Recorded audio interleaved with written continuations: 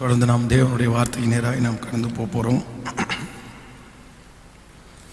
கர்த்தர் நமக்கு இந்த ஆண்டிலே கொடுத்த இந்த வாக்குத்தத்த வசனத்தை இன்றும் ஆண்டவர் அதிலிருந்து ஒரு சில காரியங்களை நம்மோடு கூட பேசும்படியாக நான் வாஞ்சிக்கிறேன். எல்லாரும் வேதத்தை நாம் திறந்து ஆதியாகமம் 46ஆம் அதிகாரத்தை நாம் எடுத்துக்கொள்ளலாம். ஆதியாகமம் 46வது அதிகாரத்திலே 1வது வசனத்திலிருந்து நம்ம 4வது வசனம் வரைக்கும் வாசிக்க போகிறோம். 46வது அதிகாரம் 1வது வசனத்திலிருந்து வாசிக்கலாம். இஸ்ரவேல் தனக்கு உண்டான யாவையும் சேர்த்து கொண்டு புறப்பட்டு பெயர்சபாவிற்கு போய் தன் தகப்பனாகிய ஈசாக்குனுடைய தேவனுக்கு பலியிட்டான். அன்று இரவிலே தேவன் இஸ்ரவேலுக்கு தரிசனமாகி யாக்கோபே யாக்கோபே என்று கூப்பிட்டார். அவன் இதோ அடியேன் என்றான். அதற்கு அப்பொழுது அவர், நான் தேவன், நான் உன் தகப்பனுடைய தேவன். நீ எகிப்து தேசத்திற்கு போக பயப்பட வேண்டாம். அங்கே உன்னை பெரிய ஜாதியாக்குவேன். நான் உன்னுடனே எகிப்திற்கு வருவேன். நான் உன்னை திரும்பவும் வரப்பண்ணுவேன். யோசேப்பு தன் கையால் உன் கண்களை மூடுவான் என்று சொன்னார். அல்லேலூயா. ஆண்டவருடைய பிள்ளைகளே, இந்த ஆண்டு, இந்த 2021வது ஆண்டு ஆண்டவர் நமக்கு கொடுத்த ஒரு நல்ல வாக்கு தத்தம். இந்த யாக்கோபிடத்திலேயே பேசின அந்த வாக்கு தத்தத்தை ஆண்டவர் இந்த ஆண்டு நமக்கும் தந்தார். நான் உன்னோடு கூட வருவேன் என்று ஆண்டவர் வாக்கு கொடுத்தார். இந்த உலகத்திலே மிகவும் வெற்றியான ஒரு வாழ்க்கை வாழ, இந்த உலகத்திலேயே சாதிக்கிற ஒரு மனிதன், நான் சொல்லுகிறேன், இந்த வருடம் முழுவதும் நமக்கு மிகவும் ஆசீர்வாதமாக இருக்கிறதற்கு ஆண்டவர் நம்மோடு கூட பேசுகிறார். உங்களோடு யார் வருகிறார்களோ இல்லையோ, இந்த ஆண்டு துவக்கத்திலிருந்து முடிவு வரைக்கும் நான் உன்னோடு கூட வருவேன் என்று கர்த்தர் நமக்கு வாக்கு தந்தார். அதை நிறைவேற்ற வல்லவராய் இருக்கிறார். எத்தனை பேர் ஆமோதிக்கிறீர்கள்? யாக்கோபு தன்னுடைய வாழ்க்கையிலே தன்னுடைய மகன் கிட்டத்தட்ட ஒரு 14 ஆண்டுகள் தாண்டி இறந்து போனான் என்று இவன் நினைத்த மகன் இன்றைக்கு உயிரோடு இருக்கிறான் என்கிற செய்தி அவனுக்கு வருகிறது. ஒரு நாளிலே அவனுடைய பிள்ளைகள் அவருடைய மகனாகிய யோசேப்பினுடைய அங்கியை யாக்கோபுடைய கரத்தில் கொடுத்து, இது உன்னுடைய குமாரனுடைய அங்கிதானா, பாரும், வழியிலே இதை கண்டெடுத்தோம், ஒரு துஷ்ட மிருகம் அவனை பட்சித்து போட்டது அப்படின்னு சொல்லும்போது, அவன் வாங்கி கொடுத்த அந்த பலவர்ண அங்கியிலே காணப்பட்டிருக்கிற அந்த ரத்தத்தை அவன் பார்த்துட்டு, என் மகனே, உனக்கு பதிலாய் நான் செத்திருந்தான் நல்லா இருக்குமேன்னு சொல்லி தன்னுடைய மகனுக்காக அவனை அங்கலாய்க்கிறான். ஆனா 14 வருடத்திற்கு முன்பாக செத்து போயிட்டான் அப்படின்னு நினைச்ச மகன் இப்போ உயிரோட இருக்கிறான் என்கிற செய்தி அவனுக்கு கேள்விப்பட்டதும் அல்லாமல், அந்த மகன் உயர்ந்த இடத்துல இருக்கிறான். அவன் ஒரு பெரிய ராஜாவா இருக்கிறான். எகிப்துல பெரிய போஸ்டிங்ல அவன் இருக்கிறான். பார்வோனுக்கு அடுத்தபடி அவன் தான். அவன் சொல்லாம யாருமே எதையுமே சொல்ல முடியாது. இப்ப பாருங்க, உங்களை கூட்டிட்டு போறதற்கு நிறைய வாகனங்களை அவன் அனுப்பியிருக்கிறான். போலாம் அப்படின்னு தன்னுடைய பிள்ளைகள் இன்ட்ரெஸ்ட் படுத்திட்டு இருக்கிறாங்க. அந்த காலம் மகா கொடிய பஞ்சத்தின் காலம். அது ஒரு தேசத்திற்கு மட்டுமல்ல, உலகத்திலே இருக்கிற எல்லா நாடுகளுக்கும் பஞ்சமான ஒரு காலம்தான் அந்த காலம். இவருடைய இந்த யாக்கோபினுடைய வீட்டில் கிட்டத்தட்ட 66 பேர், அப்படியே ஒரு 70 பேருக்குள்ள இவங்களுடைய குடும்பத்தில் இருக்கிறாங்க. 70 பேருக்கு சாப்பிட்ற அளவிற்கு தானியம் இல்லை. அவருடைய ஆடு மாடுகளுக்கு தேவையான உணவு எதுவும் இல்லை. ஆனா இவ்வளவு நெருக்கமாக இருந்தாலும் யாக்கோபுக்கு எகிப்திற்கு போகிறதற்கு அவ்வளவு விருப்பம் இல்லை. எகிப்திற்கு போகிறதற்கு அவனுடைய காலடிகள் எடுத்து வைக்கப்படலை. கடந்த வாரத்தில் அவன் எகிப்திற்கு போகிறதற்கு ஏன் லேட் பண்ணா அப்படின்றதை குறித்து ஒரு 3 காரியத்தை கடந்த வாரத்தில் ஆண்டவர் நம்மோடு கூட பேசினார். ஆனால் ஆண்டவர் அப்படி சோர்ந்து போய், நான் அங்கே போனால் நல்லா வருவேனா, அங்கே போனால் எனக்கு சமாதானமாக இருக்குமா, இல்லை கடைசி காலத்தில் நான் கஷ்டப்பட்டுருவேனோ அப்படின்னு நினைக்கும் போது தான் ஆண்டவர் யாக்கோபை பார்த்து சொல்றாரு, நீ பயப்பட வேணாம்ப்பா, நீ எகிப்து தேசத்திற்கு போறதற்கு பயப்பட வேணாம். ஒருவேளை எகிப்து உன்னுடைய தகப்பனாருக்கு நல்லா இல்லாத தேசமா இருக்கலாம். உன்னுடைய ஈசாக்கு என்கிற தகப்பனுக்கு அந்த எகிப்து அவனுக்கு ஆசீர்வாதம் இல்லாததா இருக்கலாம். ஆனால் நான் உன்னோடு கூட வருவேன், நான் உன் சன்னதியை அங்கே பெருக பண்ணுவேன் என்று கர்த்தர் அவனுக்கு ஆணையிட்டு கொடுத்தது போலவே கர்த்தர் செய்தார். இன்றைக்கு இந்த சத்தத்தை கேட்கிற அன்பு தேவனுடைய பிள்ளைகளே, இந்த புது வருடத்திலே எத்தனை பேர் பயத்தோடும் திகிலோடும் இந்த வருடத்தை காலடி எடுத்து வைத்தீர்கள் என்று தெரியல. ஆனா ஆண்டவர் சொல்லுகிறாரு, ஆண்டவர் யாக்கோபுக்கு கொடுத்த அதே வாக்கு தத்தத்தை நமக்கு கொடுத்து நம்மோடு கூட உலகத்தின் முடிவு பரியந்தம் இருக்கிற கர்த்தர் உன்னோடு கூட இந்த ஆண்டு வருவேன் என்று கர்த்தர் வாக்கு கொடுக்கிறார். நான் நம்புறேன், கர்த்தர் வரும்போது சகலமும் நமக்கு நன்மையாய் நடக்கும். நம்புறவர்கள் 2 கரங்களையும் மேலே தட்டி கர்த்தருடைய நாமத்திற்கு எல்லாரும் கரங்களை தட்டி கர்த்தரை மகிமைப்படுத்துவோம். ஹல்லேலூயா. நான் உன்னோடு கூட வருவேன். இந்த எகிப்திலே ஆண்டவரோடு கூட ஆண்டவர் யாக்கோபோடு கூட போகும்போது எகிப்திலே அவனுக்கு கிடைத்த 3 ஆசீர்வாதங்களை குறித்து இன்றைக்கு உங்களோடு பேசி உங்களுக்காக ஜெபிக்க போகிறேன். முதலாவதாக வேதத்தை திறந்து ஒரு வசனத்தை வாசிக்கலாம். ஆதியாகமம் 46ஆம் அதிகாரத்தை நாம் எடுத்துக்கொள்ளலாம். ஆதியாகமம் 46ஆம் அதிகாரம் 29வது வசனத்திலிருந்து நம்ம வாசிக்க போகிறோம். 46ஆம் அதிகாரம் 29வது வசனத்திலிருந்து, யோசேப்பு தன் ரதங்களை ஆயத்தப்படுத்தி அதன் மேல் ஏறி தன் தகப்பனாகிய இஸ்ரவேலை சந்திக்கும்படி போய் அவனை கண்டு அவன் கழுத்தை கட்டி கொண்டு வெகுநேரம் அவன் கழுத்தை விடாமல் அழுதான். அப்பொழுது இஸ்ரவேல் யோசேப்பை பார்த்து, நீ இன்னும் உயிரோடு இருக்கிறாயே, நான் உன் முகத்தை கண்டேன், எனக்கு இப்போது மரணம் வந்தாலும் வரட்டும் என்றான். இன்னொரு விஷயம் கூட வாசிக்கலாம். யோசேப்பு தன் ரதங்களை ஆயத்தப்படுத்தி அதன் மேல் ஏறி தன் தகப்பனாகிய இஸ்ரவேலை சந்திக்கும்படி போய் அவனை கண்டு அவன் கழுத்தை கட்டி கொண்டு வெகுநேரம் அவன் கழுத்தை விடாமல் அழுதான். அப்பொழுது இஸ்ரவேல் யோசேப்பை பார்த்து, நீ இன்னும் உயிரோடு இருக்கிறாயே, நான் உன் முகத்தை கண்டேன், எனக்கு இப்பொழுது மரணம் வந்தாலும் வரட்டும் என்றான்.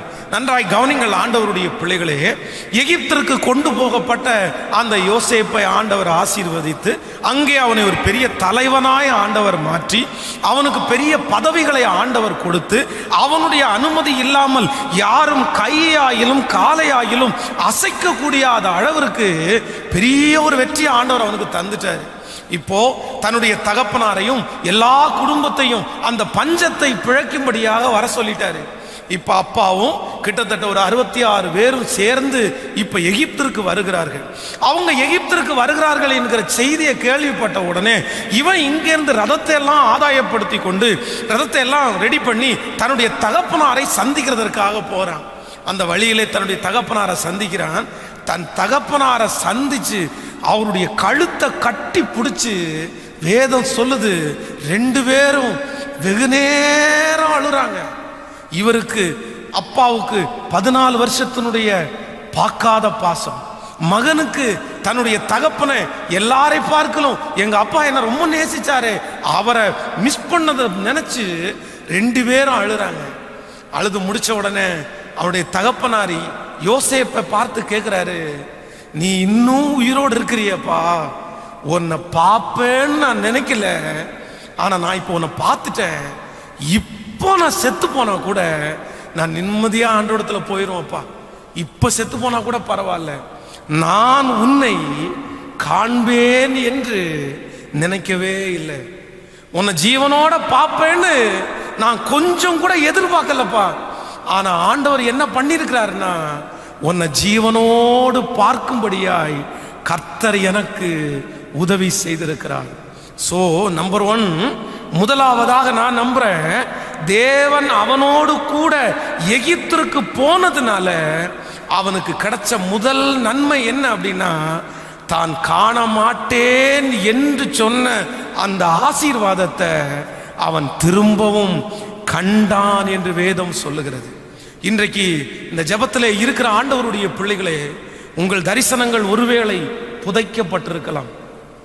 உங்கள் ஜெபங்கள் கேட்கப்படாமல் ஒருவேளை இன்னும் தாமதமாய் இருக்கலாம். நீங்க நிறைய பேர் இதற்கு முன்பாக நீங்கள் ஆசைப்பட்டது, உங்களுக்கு தரிசனமாய் வந்தது, உங்களுக்கு சொப்பனமாய் காண்பிக்கப்பட்டதற்காக நீங்க நிறைய நாட்கள் ஆண்டவருடைய சமூகத்தில் நீங்கள் ஜெபித்து கொண்டே இருந்திருக்கலாம். ஆனா கடந்த சில நாட்களாக அதற்காக நீங்க ஜெபிக்கிறதே இல்லை. இத்தனை ஆண்டும் நடக்கல, இத்தனை ஆண்டும் எதிர்பார்த்து எனக்கு கிடைக்கல.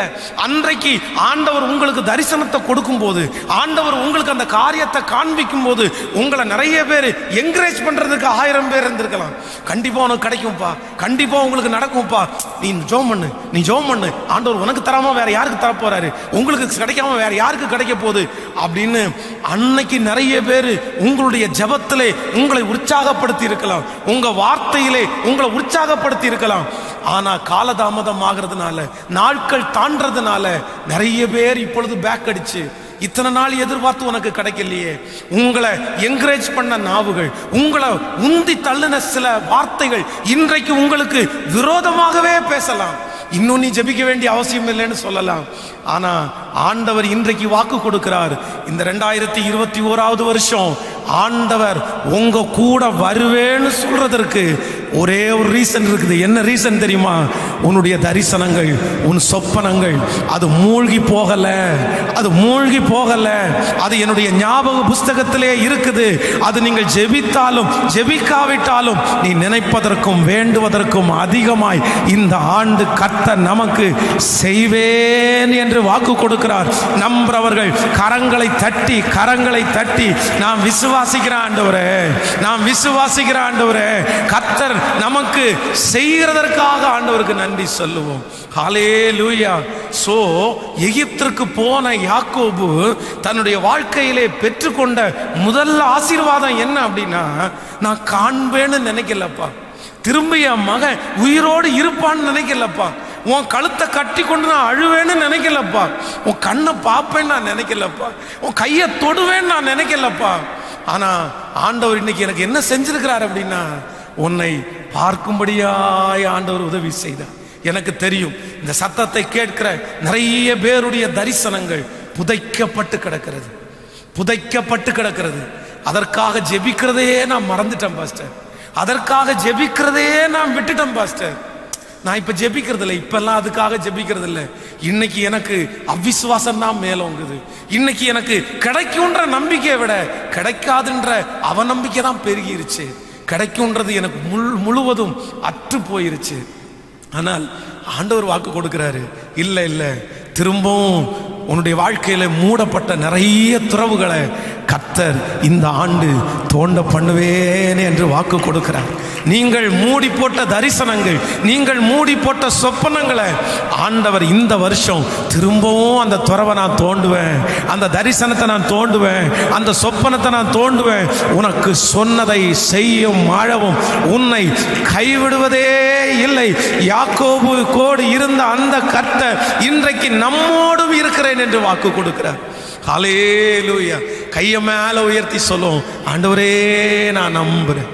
சொல்லுங்க, முழு இருதயத்தோட சொல்லுங்க, நான் நம்புறேன் ஆண்டவரே, என் வாழ்க்கையில கொடுத்த தரிசனங்கள் நிறைவேறுகிற ஆண்டு இந்த ஆண்டு, சொப்பனங்கள் நிறைவேறுகிற ஆண்டு இந்த ஆண்டு, கர்த்தர் எனக்கு கொடுத்த வாக்குத்தத்தங்கள் நிறைவேற்றப்படுகிற ஆண்டு இந்த ஆண்டு, கர்த்தர் எனக்கு தீர்க்கதரிசிகள் மூலமாய் சொன்ன வாக்குத்தத்தங்கள், ஊழியர்கள் மூலமாய் சொன்ன வார்த்தைகளை நிறைவேற்றுகிற இந்த ஆண்டு இந்த ஆண்டாய் மாறப்போகுது.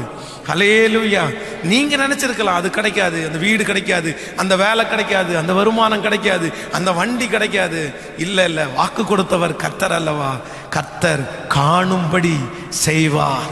பக்கத்தில் இருக்கிற கையை பிடிச்சி சொல்லுங்க, ஆண்டவர் உங்க கண் காணும்படி செய்வார். சொல்லுங்க, உங்க கண்ணு காணும்படி கர்த்தர் செய்வார். ஆமென் சொல்லுங்க. நம்பர் 2, இரண்டாவதாக நான் ஆண்டவருடைய சமூகத்திலே இந்த வார்த்தையை தியானிக்கும் போது, எகிப்து தேசத்திலே ஆண்டவர் அவனோடு கூட கர்த்தர் போனதுனால அவனுக்கு கிடைத்த இரண்டாவது ஆசீர்வாதத்தை குறித்து நான் தியானிக்கும் போது ஆண்டவர் ஒரு வசனத்தை எனக்கு ஞாபகப்படுத்தினார். ஆதியாகமம் 47ஆம் அதிகாரத்திலே 7வது வசனத்திலிருந்து நம்ம வாசிக்க போகிறோம். ஆதியாகமம் 47ஆம் அதிகாரத்தை எடுத்துக்கொள்ளுங்கள். 47ஆம் அதிகாரம் 7வது வசனத்திலிருந்து வாசிக்கலாமா? பின்பு யோசேப்பு தன் தகப்பனாகிய யாக்கோபை அழைத்து கொண்டு வந்து அவனை பார்வோனுக்கு முன்பாக நிறுத்தினான். யாக்கோபு பார்வோனை ஆசீர்வதித்தான். பார்வோன் யாக்கோபை நோக்கி, உமக்கு வயது என்ன என்று கேட்டான். அதற்கு யாக்கோபு, நான் பரதேசியாய் சஞ்சரித்த நாட்கள் 130 வருஷம். என் ஆயுசு நாட்கள் கொஞ்சமும் சஞ்சலமுமாய் இருக்கிறது. அவைகள் பரதேசியாய் சஞ்சரித்த என் பிதாக்களுடைய ஆயுசு நாட்களுக்கு வந்து எட்டவில்லை என்று பார்வோனோடே சொன்னான்.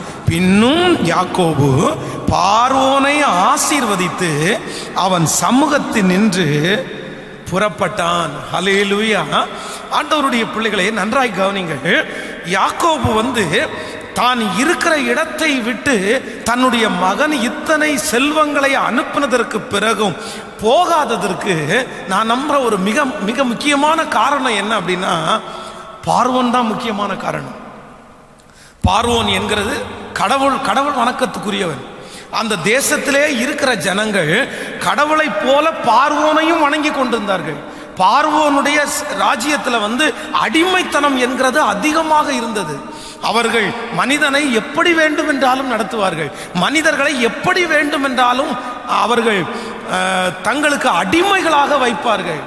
ஆனா இப்ப யாக்கோபு பயப்படுறாரு. ஆண்டவர் சொல்ற, நான் உன் கூட வர்றேன் அப்படின்னு சொல்றாரு. அதே யாக்கோபு, பயந்து போன யாக்கோபு இப்பொழுது பார்வோனுக்கு முன்பாக நின்று வேதம் சொல்லுது, அவனை ஆசீர்வதித்தான். தம்முடைய தேவனுடைய நாமத்தை கொண்டு பார்வோனை ஆசீர்வதித்தான். உடனே அந்த பார்வோனுக்கு வித்தியாசமா தெரியுது. நம்ம தான் எல்லாரையும் ஆசீர்வதிப்போம், நம்ம தான் ஜனங்கள் நல்லா இருக்கணும்னு சொல்லுவோம். நம்மளை யாரும் ஆசீர்வதிக்கிறதெல்லாம் நம்ம விரும்ப மாட்டோம். நம்மளை யாரும் அப்படியே ஆசீர்வதிச்சதும் இல்லை. எல்லாருமே நமக்கு கீழே தான். அதை பார்த்து தான் அவன்கிட்ட கேட்குறாரு, உன் வயசு என்ன, உங்க வயசு என்ன? உடனே அவனுடைய வயசு சொல்றான், இந்த மாதிரி 130. ஆனா எனக்கு ரொம்ப வருத்தம் சஞ்சலமா இருந்துச்சு, என் பிதாக்களுடைய ஆயுசு நாட்களுக்கு எட்டவில்லை அப்படின்னு சொல்லி முடிச்சதுக்கு பிறகு திரும்பவும் பார்வோனை ஆசீர்வதித்து தன்னுடைய மகன் தனக்காக ஆயத்தம் பண்ணி இருக்கிற இடத்திற்கு அவர் கடந்து போனாராமா. அப்ப ஆண்டவர் என் கூட பேசினாரு, நான் உன்னோடு கூட இந்த 2021வது வருஷம் வருவேனே, ஆனால் நீ எந்தெந்த இடத்திலெல்லாம் பயந்து கொண்டிருந்தியோ அந்த இடத்திலெல்லாம் இந்த வருடம் தைரியமா நீ அதை எதிர்கொள்ள போகிறாய். அது பெரிய பர்வதமா இருக்கலாம், அது பெரிய மலையா இருக்கலாம், அது பெரிய மனிதனா இருக்கலாம், அது ஒரு பெரிய தேவையா இருக்கலாம். இத்தனை ஆண்டுகளும் நீங்கள் பயத்தோடே அதை அணுகி கொண்டிருக்கலாம். போன 2020வது வருஷம் இங்கே இருக்கிற நிறைய பேர் பயத்தோடே அந்த வருஷத்தை நீங்கள் கடக்கலாம், பயத்தோடே நாட்களை நீங்கள் கடக்கலாம். இந்த வருஷமும் நீங்க நினைக்கலாம், பயத்தோடே அதை போகணுமோ, எனக்கு போன வருடத்தை விட இந்த வருடம் பிரச்சனை ரொம்ப பெருசா இருக்கு, சூழ்நிலை ரொம்ப பெருசா இருக்கு, எனக்கு பயமா இருக்குது, என்ன அழிச்சிருவாங்களோ, என்ன வெட்கப்படுத்திடுவாங்களோ, என்ன பேசிடுவாங்களோ. ஆனால் ஜீவனின் அதிபதியான கர்த்தர் வாக்கு கொடுக்கிறார். யாக்கோபோடே கூட கடந்து போன கர்த்தர் அவனை எகிப்திலே ராஜாவுக்கு முன்பாய், பார்வோனுக்கு முன்பாய் கர்த்தர் அவனுக்கு பயப்படுற ஆவியை கொடுக்கல, பயம் இல்லாத ஆவியை கொடுத்து தெளிந்த புத்தியுள்ள ஆவியை கொடுத்த அந்த தேவன் இன்றைக்கு நமக்கு வாக்கு தந்து சொல்றாரு, நான் இந்த வருஷம் உன்னை எப்படி நடத்த போறேன்னா தைரியமாய் நடத்த போறேன். ஹல்லேலூயா.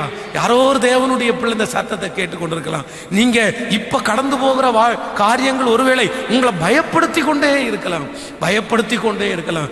இல்லை இல்லை, ஆண்டவர் சொல்றாரு, இந்த வருஷம் நீ தைரியமாய் கடக்க போகிறாய், தைரியமாய் கடக்க போகிறாய். பொதுவாக எல்லாவற்றுக்கும் தன்னுடைய சொந்த சகோதரன் தனக்கு எதிராய் வந்து விடுவானோன்னு பயப்பட்டவன் தான் இந்த யாக்கோபு. ரொம்ப பயப்பட்டான். ஆனால் அவ்வளோ பெரிய ராஜா முன்பாக அவன் நிற்கும்போது நான் நம்புகிறேன் ஆண்டவர் அந்த அளவுக்கு அவனை தைரியப்படுத்திட்டாரு. உன் பையனை பாருப்பா, உன் பையன் சொல்கிறதாண்டா ராஜாவே கேட்குறாரு, அந்த அளவுக்கு உன் குடும்பத்தை நான் உயர்த்திட்டேன், நீ பயந்து கொண்டு இந்த எகிப்தில் இருக்க வேண்டிய அவசியமே இல்லை, நீ தைரியமா இரு. நீ அவனை ஆசீர்வதிக்கின்ற அளவுக்கு கர்த்தர் அவனுக்கு பெரிய கிருபையை பாராட்டினார். இன்றும் ஆண்டவர் நமக்கு அதை தருவேன் என்று வாக்கு கொடுக்கிறார். ஹல்லேலூயா. பக்கத்தில் இருக்கிற ஒரு 3 பேருடைய கரத்தை பிடிச்சு சொல்லுங்க, இந்த ஆண்டு ஆண்டவர் உங்களுக்கு பயமுள்ள ஆவியே அல்ல, பலமுள்ள ஆவியை கொடுக்க போறார். இந்த வருடத்தை நீங்கள் தைரியமாக எதிர்கொள்ள போகிறீர்கள், நீங்கள் வெற்றியாய் எதிர்கொள்ள போகிறீர்கள். உங்களுக்கு தைரியம் கொடுக்கிற ஆண்டவர் உங்களோடு கூட வருகிறார் என்று சொல்லுங்கள். உங்களோடு வருகிறார். ஹல்லேலூயா. நிறைய பேருடைய இருதயத்தில் பயமாக இருக்கலாம், எனக்கு பயமாக தான் பாஸ்டர் இருக்குது, உண்மையிலே நான் பயப்பட்டு தான் பாஸ்டர் இருக்கிறேன், எப்படி செய்ய போகிறேன்னே தெரில. போன வருஷம் அத்தனை இருந்தே நான் பயப்பட்டேன், அவ்வளோ சின்ன சூழ்நிலையிலே பயப்பட்டேன், சின்ன பிரச்சனைக்கே பயப்பட்டேன். ஆனால் இன்னைக்கு இந்த வருஷம் பெரிய பிரச்சனை, பெரிய மலை போல இருக்குது. இல்லை, ஆண்டவர் தான் 1ஆம் தேதியே வாக்கு கொடுத்தாரு, நான் உன் கூட வர்றதற்கு காரணமே உன்னை தைரியப்படுத்துறதற்காக தான் வர்றேன். இந்த வருஷம் உன்னை தைரியசாலியாய் நான் நிறுத்துவேன். ஹல்லேலூயா. அவர் நமக்கு பக்கபலமா இருக்கிறவர். ஆமென். பக்கபலம், பாதுகாப்பு, இக்கட்டில் இயேசுவே அடைக்கலம். பக்கபலம், பாதுகாப்பு, இக்கட்டில் இயேசுவே அடைக்கலம். ஆமென்.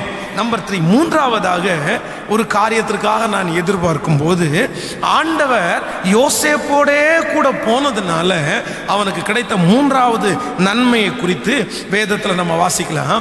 ஆதியாகமம் 47ஆம் அதிகாரத்தை எடுத்துக்கொள்ளுங்கள்.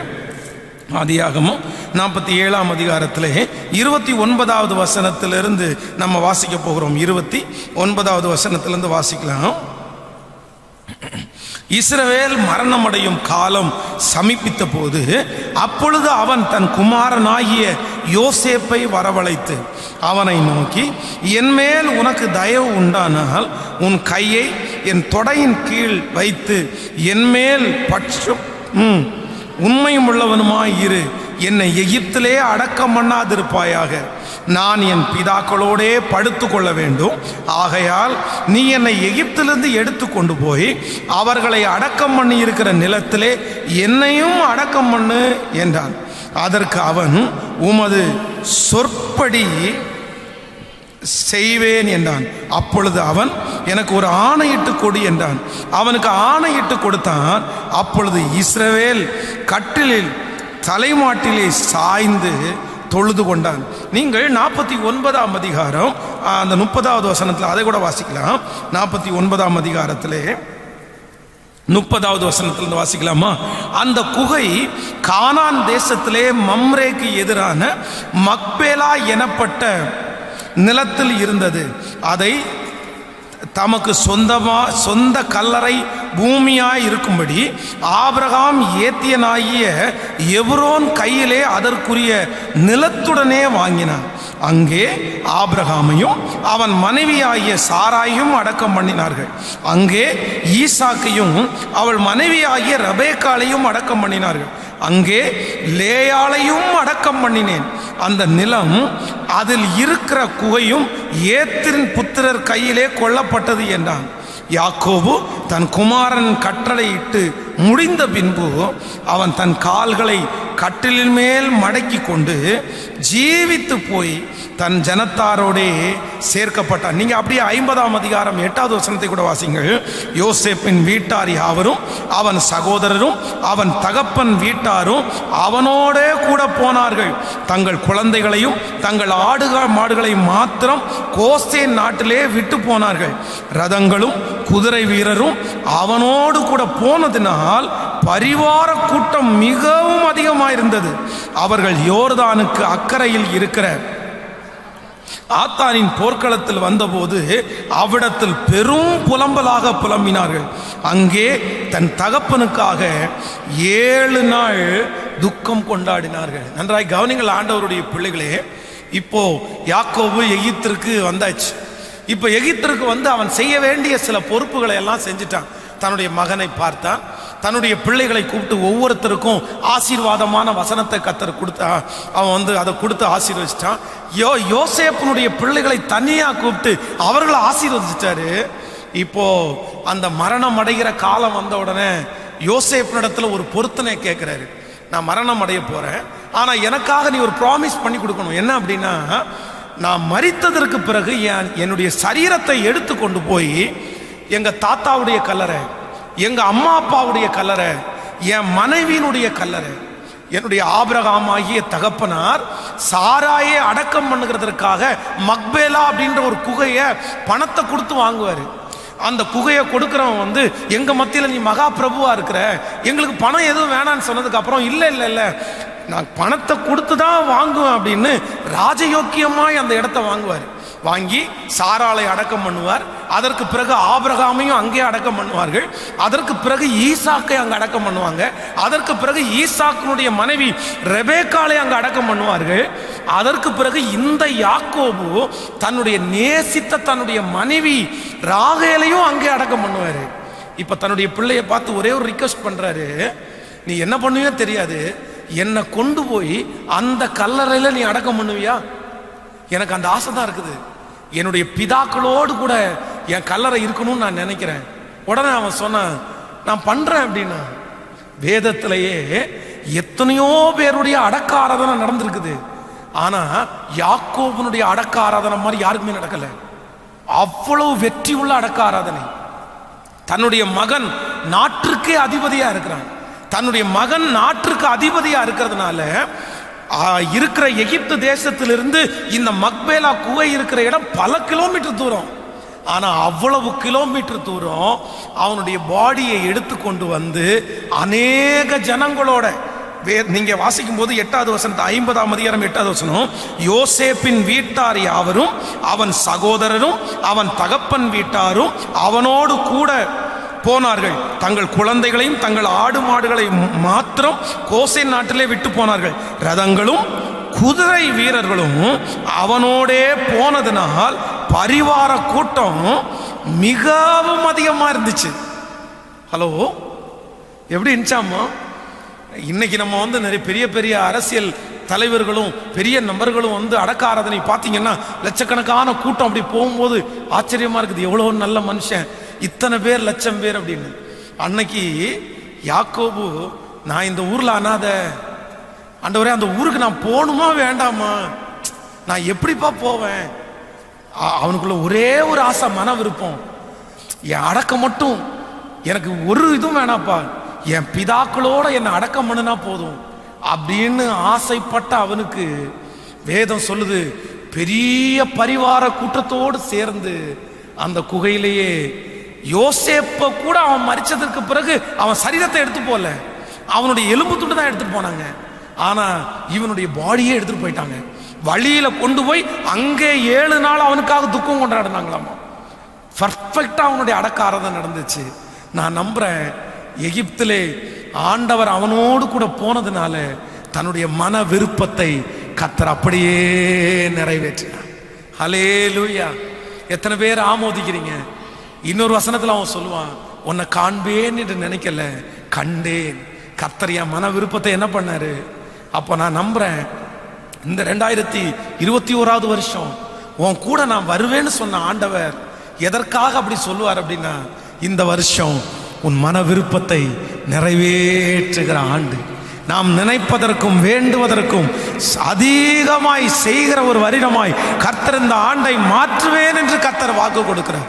யாக்கோபினுடைய மன விருப்பத்தை நிறைவேற்றுவதற்குரிய சகல காரியத்தையும் கர்த்தரே ஒழுங்குபடுத்தினார், கர்த்தரே சரி பண்ணார். அவன் நினைச்சது கொஞ்சம் தான், இது நடந்தா போதும், இது நடந்தா போதும், என்னை அடக்கம் பண்ணா போதும் தான் நினைச்சான். ஆனா வேதம் சொல்லுது, அவன் நினைப்பதற்கும் வேண்டிக் கொள்வதற்கும் அதிகமாய் கர்த்தர் செய்தார். இந்த ஜபத்தில் இருக்கிற ஆண்டவருடைய பிள்ளைகளை நான் தீர்க்க தரிசனமாய் சொல்லுகிறேன். இந்த வசனத்தை நீங்க யார் விசுவாசிக்கிறீர்களோ இல்லையோ, பலிபீடத்தில் இருக்கும்போது நான் அப்படியே ஏற்றுக்கொள்றேன், நான் அப்படியே ரிசீவ் பண்றேன். அது எனக்கென்று நான் நம்புகிறேன். உங்களுடைய மனதில் அநேக மன விருப்பங்கள் இருக்கலாம். எனக்கு வேற எந்த விருப்பமும் இல்லை பாஸ்டர், என்னுடைய விருப்பம் சாதாரணமானது தான். இந்த வருஷம் ஆண்டவரோடே நடக்கணும், இந்த வருஷம் என் பிள்ளையை ஆயத்தப்படுத்தணும், இந்த வருஷம் ஒரு பிசினஸ் ஆரம்பிக்கணும், இந்த வருஷம் ஒரு நல்ல வருமானம் எனக்கு வரணும், இந்த வருஷம் ஒரு நல்ல வேலை எனக்கு வேண்டும். உங்களுடைய மன விருப்பங்கள் ஏதோ ஒன்று இருக்கலாம். ஆனா அது நடக்கிறது கூடிய சாத்தியங்கள் இல்லாவிட்டாலும் யாக்கோபுக்கு வாக்கு கொடுத்த அந்த கர்த்தர் இன்றைக்கு இந்த மூன்றாவது ஆராதனையிலே இந்த சத்தத்தை கேட்கிற உங்களையும் என்னையும் பார்த்து சொல்லுகிறார், உன்னுடைய வேண்டுதல் கேட்கப்பட்டது, உன்னுடைய மன விருப்பத்தின்படி நான் உனக்கு தந்தருளுவேன், உன் ஆசைகளை நிறைவேற்றுவேன், உன்னுடைய எண்ணங்களை நான் நிறைவேற்றுவேன், நான் உனக்கு சொன்னதை செய்யும் அளவும் உன்னை கைவிடுவதே இல்லை. நம்புறவர்கள் கரங்களை தட்டி கர்த்தருடைய நாமத்தை மகிமைப்படுத்தலாம். கர்த்தர் நம்மை கைவிடுவதே இல்லை. நம்முடைய மன வாஞ்சைகளை நிறைவேற்றுகிறார். உண்மையாய் யார் முழு மனதோட ஆண்டவருடைய சித்தத்தின்படி நீங்கள் எதெல்லாம் ஆசைப்படுறீங்களோ அதெல்லாம் இந்த வருஷம் கர்த்தர் உங்களுக்கு சாங்ஷன் பண்ற ஒரு இயராய் கர்த்தர் மாற்றுவேன் என்று வாக்கு கொடுக்கிறார். ஹல்லேலூயா. யோசேப்பு தன்னுடைய தகப்பனாரை அடக்கம் பண்ணினான். ஆண்டவர் ஏற்கனவே போகும்போதே கிளம்பும் போதே சொல்லுவாரு, நீ எகிப்திற்கு போகிறதற்கு பயப்பட வேண்டாம், அங்கே உன்னை பெரிய ஜாதியாக்குவேன். யோசேப்பு தன் கைகளால் உன் கண்களை மூடுவான், உன் கண்களை மூடுவான். நீ இறந்துருவப்பா, உன் கண்ணை யார் மூடுவான்னா, நீ ரொம்ப ஆசைப்பட்டு பெத்த பிள்ளை, உன் கூட ரொம்ப நாள் இல்லாத ஒரு பிள்ளை, நான் தான் அவனை பிரித்து எடுத்துட்டு போனேன். உனக்கு வருத்தமா இருந்திருக்கலாம், உனக்கு கஷ்டமா இருந்திருக்கலாம், நீ பல ஆண்டுகள் அதற்காக பாடுபட்ட எனக்கு தெரியும். ஆனா வெகு ஜனங்களை ஆதாயப்படுத்துறதுக்காக தான் நான் அவனை உன்னிடத்துல இருந்து பிரிச்சு நான் கொண்டு போனேன். ஆனா கடைசி காலத்துல உன்னை அப்படியே அங்கலாய்த்து நான் உன்னை சாகிறதுக்கு நான் விட மாட்டேன், கண்டிப்பா உன்னை திரும்பவும் பார்க்க பண்ணுவேன்னு ஆண்டவர் அப்படியே பார்க்க பண்ணினார். இன்றைக்கு இருக்கிற ஆண்டவருடைய பிள்ளைகளே, ஏறக்குறைய உங்களுடைய நிறைய பேருடைய வாழ்க்கை யாக்கோபனுடைய வாழ்க்கையை போலவே இருக்கலாம், யாக்கோபனுடைய வாழ்க்கையை போலவே இருக்கலாம். நீங்கள் ஆசைப்பட்டது, விருப்பப்பட்டது, நீங்க கற்பனை பண்ணது, நீங்க மனக்கோட்டை கட்டின நிறைய ஒருவேளை பல ஆண்டுகளாக உங்களுடைய வாழ்க்கையில உங்களை விட்டு கடந்து போகலாம். உங்க கோட்டைகளும் உங்களுடைய கற்பனைகளும் நொறுக்கப்பட்டு காணப்படலாம். ஆனா ஆண்டவர் சொல்றாரு, இல்ல, நீ நினைப்பதற்கும் வேண்டுவதற்கும் அதிகமாய் உங்களுக்கு செய்கிற ஒரு தேவன் இருக்கிறார். ஆமோதிக்கிறீங்களா? எத்தனை பேர் ஆமோதிக்கிறீங்க? கைகளை அசைத்து ஒரு ஹல்லேலூயா சொல்லும். யோசேப்பு சொப்பனம் பார்த்து தன்னுடைய தகப்பனாருக்கும் தன்னுடைய சகோதரர்களுக்கும் சொல்லும் போது தன்னுடைய சகோதரர்கள் எல்லாரும் அவனை திட்டுனாங்க. எங்கள் மேல் துரைத்தனம் பண்ணுவாயோ, எங்களுக்கு நீ அதிகாரியா இருப்பாயோ, அம்மாவும் அப்பாவும் உங்களை சேவிக்கணுமோ அப்படின்னு அத்தனை பேரும் திட்டுனாங்க. ஆனா யாக்கோபு மட்டும் யோசேப்பை திட்டுறது மாதிரி திட்டிட்டு, நீங்க வேதத்துல வாசிக்கும் ரொம்ப அழகா சொல்லும், அவன் அதை தன் மனதிலே வைத்து கொண்டான். அப்போ சின்ன வயசுலேயே ஆண்டவர் அவனுக்கு சொப்பனத்தை கொடுக்கும்போது அவனுக்கு அவனுடைய தகப்பனாருக்கே அவன் மேல ஒரு பெரிய கற்பனை வந்துருச்சு. இத்தனை பசங்க நமக்கு இருந்த போதிலும் இவன் மேல மட்டும் ஆண்டவர் வித்தியாசமான நோக்கமா இருக்காரு, இவனை மட்டும் தனியா ஆண்டவர் கேர் பண்றாரு, இவன் மட்டும் சொப்பனத்தை பார்க்கறான், கண்டிப்பா இவன் நல்லா வருவான், கண்டிப்பா இவன் பெரிய ஆளா வருவான். ஆனா அவ்வளவு மனக்கோட்டை கட்டி அத்தனை மனக்கோட்டையும் அந்த ட்ரெஸ்ஸை கொண்டு அவன் கையில ரத்தத்தை தேய்ச்சி கொடுப்பாங்க பாருங்களேன், அப்படியே இடிஞ்சிருச்சு. அதான் வேதம் சொல்லுது, அன்னைக்கு மனசு உடஞ்சு போய் உட்கார்ந்தவன் திரும்ப யோசேப்பு உயிரோடு இருக்கிறான்னு செய்தியை கேட்கும் போதுதான் அவனுடைய செத்து போன உயிரே திரும்ப வரும். ஒட்டஞ்சிட்டான். நீங்களே நினைச்சு பாருங்களேன் எப்படி இருக்கும், எப்படிப்பட்ட ஒரு சூழ்நிலை. ஆனா ஆண்டவர் திரும்பவும் அவனுடைய தரிசனத்தின்படியே அதை காண பண்ணினார். உங்களை ஆண்டவர் ஏமாத்தல சிஸ்டர், பிரதர், ஆண்டவர் உங்களை ஏமாத்தல, உங்களை யாரையும் ஆண்டவர் ஏமாத்தல. யாரோ ஒருத்தர் அப்படிதான் நினைச்சிட்டு இருக்கிறீங்க, ஆண்டவர் என்ன ஏமாத்திட்டாரா பாஸ்டர், என் கண்ணு முன்னாடி வச்சு தானே. அப்படின்னா நான் கற்பனை கோட்டை கட்டாம இருந்திருப்பேன்ல, கற்பனை எதுவுமே எனக்கு இருந்திருக்காது இல்லை. ஆண்டவர் ஏன் வேறு பிரிச்சார்? ஆண்டவர் ஏன் தனியாக அவங்கள மட்டும் இண்டிகேட் பண்ணார்? ஏன் அவங்களுக்கு மட்டும் சொப்பனத்தை கொடுத்தார்? கர்த்தர் அப்படி பண்ணாம இருந்தா நான் எதிர்பார்த்திருக்கவே மாட்டேனே. இல்லை இல்லை, உங்களுடைய ஆசைகள் விருப்பங்கள் சீக்கிரமாய் நிறைவேறுகிற காலம் வரும். நீ நினைப்பதற்கும் வேண்டுவதற்கும் அதிகமாய். நம்புறவங்க எல்லாம் கைகளை மட்டும் மேல உயர்த்தி சத்தமா சொல்லுங்க, நான் நம்புறேன் ஆண்டவரே. இந்த குழந்தை எனக்கு கொடுக்காம இருந்திருக்கான்ல, இந்த புள்ளை கர்த்தர் எனக்கு கொடுத்த புள்ளை இல்ல பாஸ்டர். அவன் உயிர் போறதுக்கு போராடும் போது ஆண்டவரே என்கிட்ட பேசினார்ல, ஆனா அந்த புள்ளை இன்னைக்கு வெளியே நிக்குதே. அதெல்லாம் பொய்யா பாஸ்டர்? அதெல்லாம் பொய்யா போயிச்சா? எக்ஸெட்ரா எதுவா இருக்கலாம், எதுவா இருக்கலாம். ஆண்டவர் ஆசை காட்டி மோசம் போகிட்டாரா?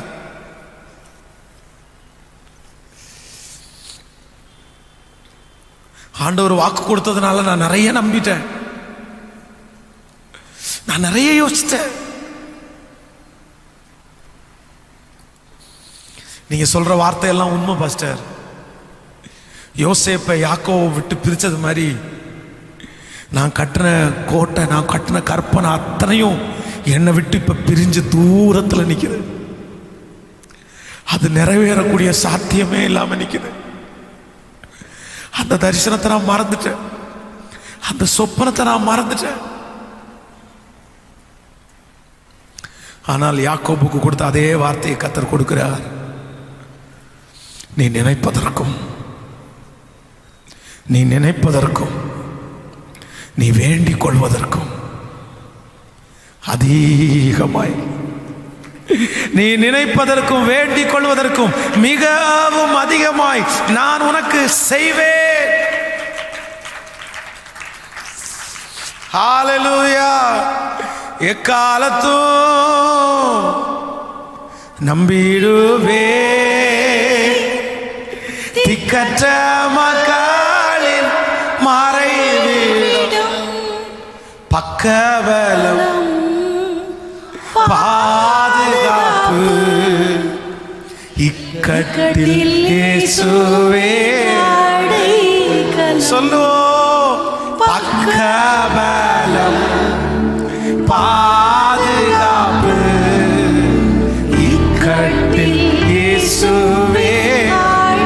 கரங்கள் எல்லாரும் தட்டி சொல்லுவோம், இயேசுனம் யுத்தங்கள் நடத்துவார், ஏற்றிடுவோம் என்றும் ஜெய கோடி. இயேசுனம் யுத்தங்கள் நடத்துவார், ஏற்றிடுவோம் என்றும் ஜெய கோடி. யாவையும் ஜெயித்து வாரத்தில் பாராது இயேசுவை சந்தித்து ஆராதி. சொல்லுங்க எல்லாரும், யாவையும் ஜெயித்து வாரத்தில் பாராது இயேசுவை சந்தித்து ஆராதி. இப்ப கைய மேல தட்டி எக்காலத்தோ நம்பிடுவோம் திக்கற்ற மக்களின் மறைவிடம் பக்கபலம் பாதுகாப்பு இக்கட்டில் இயேசுவே அடைக்கலம். பக்கபலம் பாதுகாப்பு இக்கட்டில் இயேசுவே அடைக்கலம். பக்கபலம் பாதுகாப்பு இக்கட்டில் இயேசுவே அடைக்கலம். ஆமென். இதற்காக தான் ஆண்டவர் வாக்கு கொடுத்தார், நான் உன்னோடு கூட வருவேன், நான் உன்னோடு கூட வருவேன். எல்லாரும் ரொம்ப நம்புங்க, ரொம்ப விசுவாசிங்க. இதை தவிர வேற எனக்கு எதுவும் வேணாம்ப்பா, நீர் என் கூட வந்தால் போதும்.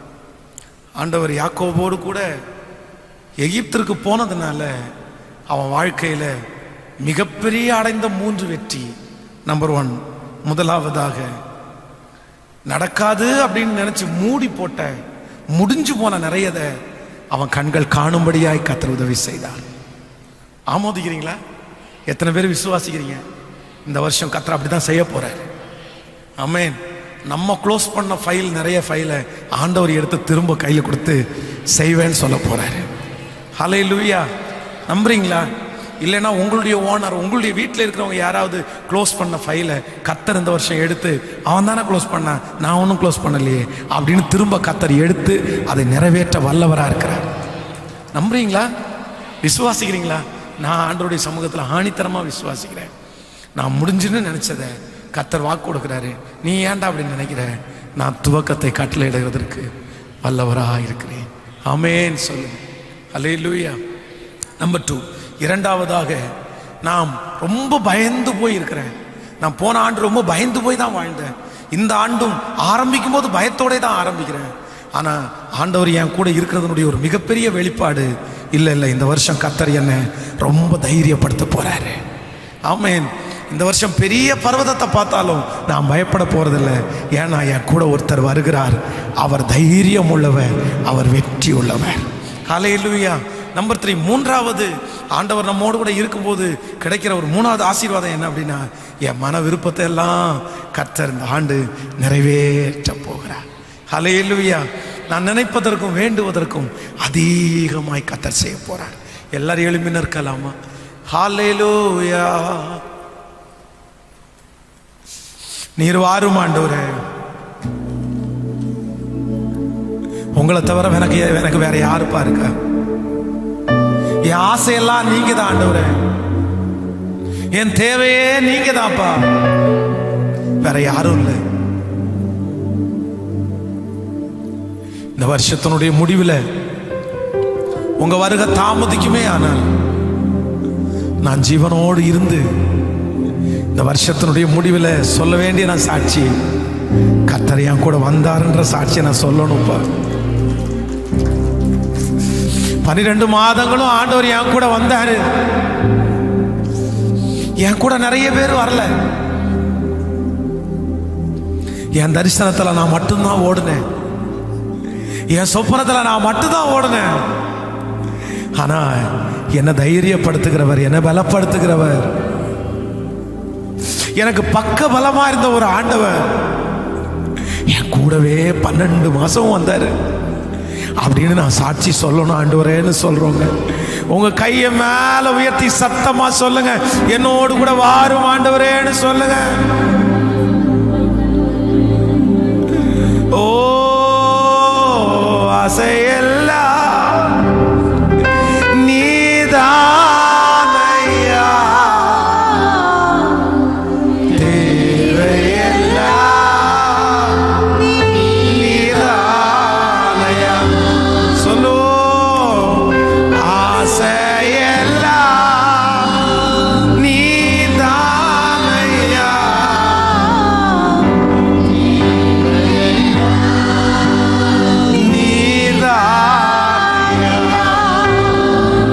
ரட்சகரே இயேசுநாதா, தேவையெல்லாம் நீதானே.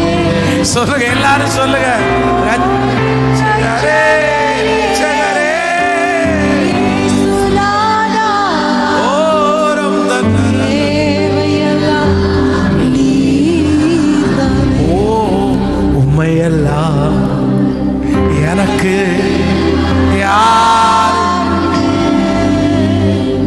உம்மைத்தான்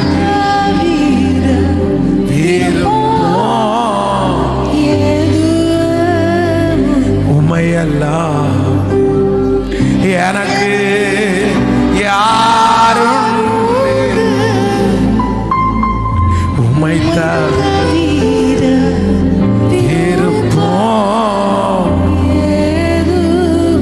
தகப்பனே, இஸ்ரவேலின் ஜெயபலமானவரே,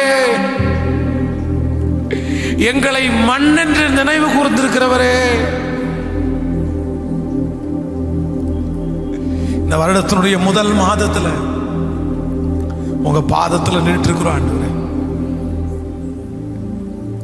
நீர் வாக்கு கொடுத்தீங்க, நான் உன் கூட வருவேன்னு வாக்கு கொடுத்தீங்கப்பா. எங்களுக்கு வேற எந்த தைரியமும் எங்கள்கிட்ட இல்லப்பா. நாங்க பரிசுத்தவான்கள்ன்ற தைரியம் கூட எங்களுக்கு இல்லப்பா. நாங்க உத்தமமா உங்களை பின்பற்றோன்ற தைரியம் கூட எங்களுக்கு இல்லப்பா. நாங்க உங்களுக்கு உண்மையா இருக்கிறோன்ற ஒரு தைரியம் கூட எங்களுக்கு இல்லப்பா. நாங்க நிறைய ஜெபிக்கிறோம் அப்படின்ற தைரியம் கூட எங்களுக்கு நிறைய பேருக்கு இல்லப்பா.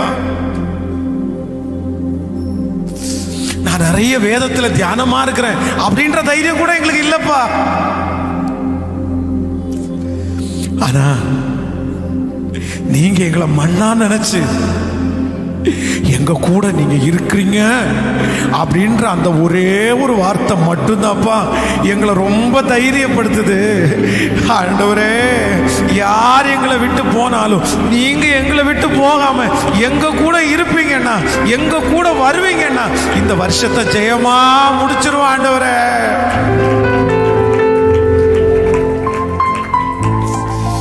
உங்களை பார்த்து கெஞ்சி கேட்கிற ஒரே வார்த்தை தான், எங்களை விட்டுட்டு மட்டும் போயிடாதீங்கப்பா. இந்த பிரயாணத்துல எங்களை தனியா மட்டும் விட்டுறாதீங்கப்பா ப்ளீஸ்ப்பா. எங்களுடைய அசுத்தத்தை பார்த்து, எங்களுடைய தவறுகளை பார்த்து, எங்களுடைய மீறுதல்களை பார்த்து நீங்க வராம மட்டும் இருந்துடாதீங்கப்பா.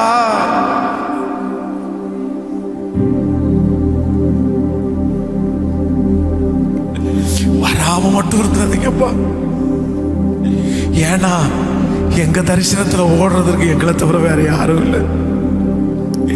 எங்க ஆசையில எங்க கூட நிக்கிறதுக்கு உங்களை தவிர வேற யாரும் இல்லப்பா. குறை சொல்றதுக்கு 1000 பேர் இருக்காங்கப்பா. இந்த விளக்கு அணையாதா அப்படின்னு பாக்குறதுக்கு நிறைய பேர் இருக்காங்கப்பா.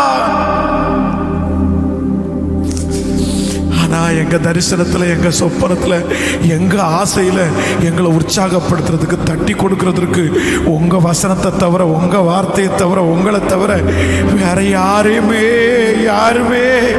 எங்களுக்கு இல்லை.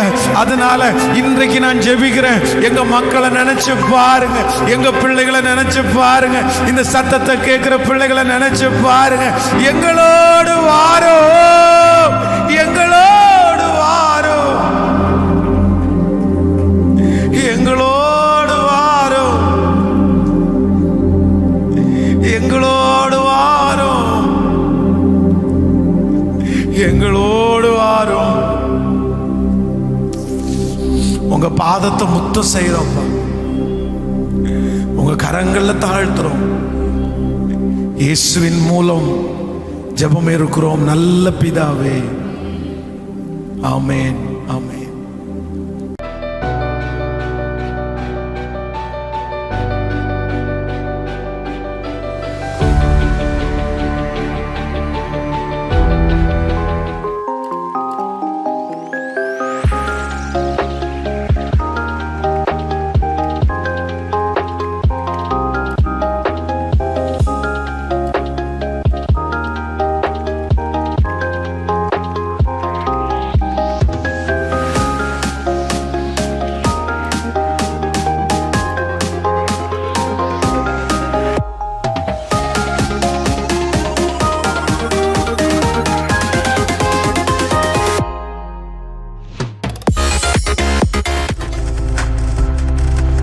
நீங்கள் பார்த்து கொண்டிருப்பது உங்கள் ஜாய் டிவி. உங்கள் துக்கம் சந்தோஷமாய் மாறும்.